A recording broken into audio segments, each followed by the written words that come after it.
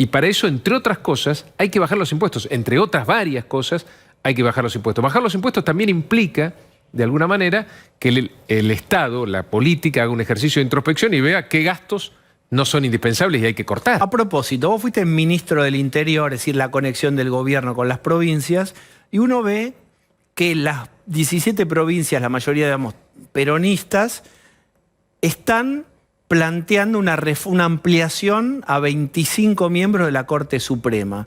¿Cómo imaginás que se comportarían esas provincias en un próximo gobierno no peronista?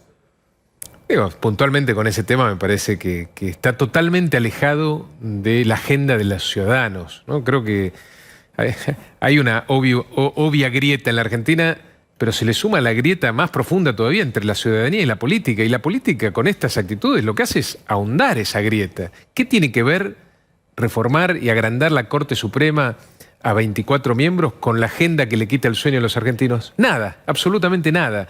¿Por qué sería distinto? Déjame provocar. Bueno, yo creo que hay que hacer un enorme esfuerzo de nuevo entre la nación y las provincias para retomar una agenda que tenga que ver con lo que le pasa al ciudadano.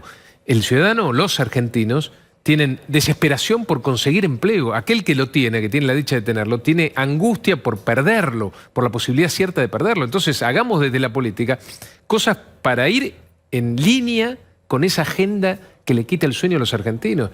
Y para eso, entre otras cosas, hay que bajar los impuestos. Entre otras varias cosas, hay que bajar los impuestos. Bajar los impuestos también implica, de alguna manera, que el Estado, la política, haga un ejercicio de introspección y vea qué gastos no son indispensables y hay que cortar, ¿no? Porque hay que dar espacio a esa reducción impositiva.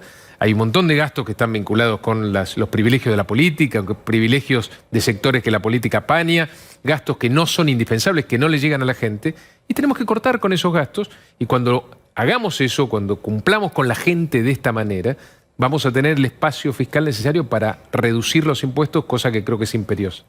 Necesitamos retomar una agenda vinculada con el tema de la gente. Ojalá que la boleta única sea el primer paso, que después vayamos por una agenda para bajar los impuestos, para reducir el gasto que no es indispensable, para mejorar la calidad de nuestra educación, para mejorar la seguridad, poniéndonos de acuerdo, y para eso necesitamos más que lo que hoy tenemos en Juntos por el Cambio. Horacio Rodríguez Larreta plantea que para gobernar hay que encontrar consensos como figura, dice, no es técnicamente exacto, pero 70%. ¿Vos adherís a esto de que hay que tener un consenso del 70% bueno, yo creo que del espectro político? Hay sectores con los que claramente no nos vamos a poner nunca de acuerdo. De hecho, no lo hicimos cuando fuimos gobierno. El kirchnerismo no nos votó un solo proyecto. Pero el kirchnerismo no representa más del 25-30%. Yo creo que con todo lo otro hay que hacer el esfuerzo de sentarse en una mesa a ver en qué nos podemos poner de acuerdo. La gente ve a la política como un esfuerzo para ver en qué los políticos se diferencian, ¿no? Todos ponen la energía en ver en qué nos diferenciamos.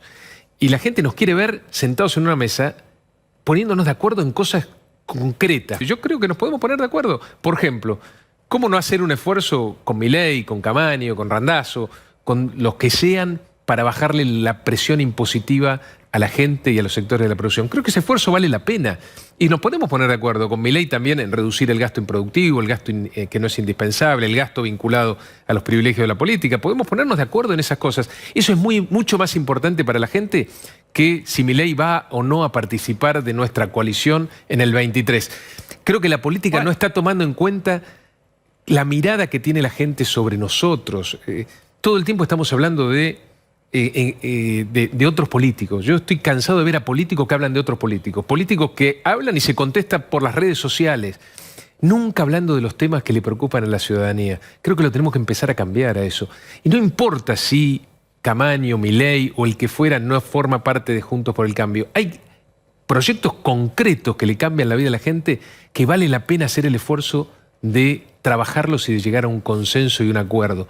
Porque nos debemos a la gente y no a nuestros partidos, a nuestra ideología, a nuestro posicionamiento político. Creo que la política se está olvidando de eso.